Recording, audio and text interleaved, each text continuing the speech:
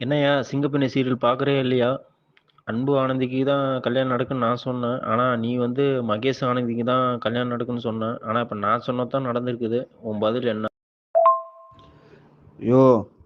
மகேஷ ஏமாத்தி நீங்க வந்து ஆனந்திக்கு எல்லாம் கல்யாணம் பண்ணி வச்சுட்டீங்க. ஆக்சுவலா வந்து மகேஷும் ஆனந்திக்கு தான் வந்து ஜோடி சேரணும்.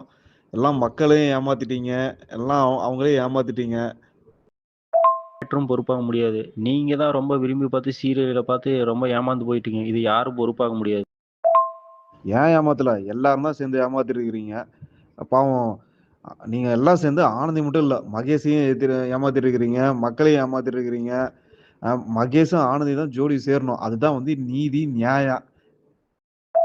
நீதி நியாயம் இருக்குது. கொஞ்சம் விளக்கமா சொன்னீங்களா கொஞ்சம் நல்லா இருக்கும். ஆமாய்யா! இயற்கையோட விதி என்ன? ஒருத்தர் சேரணும். அது வந்து யாரு சம்மந்தப்பட்டவங்களோ அவங்கள தான் சேரணும். மகேஷோட ப்ராப்பர்ட்டி ஆனந்திகிட்ட இருக்குது. அப்புறம் எப்படி? ஆனந்தியும் மகேஷும் தான் ஒண்ணு சேரணும்.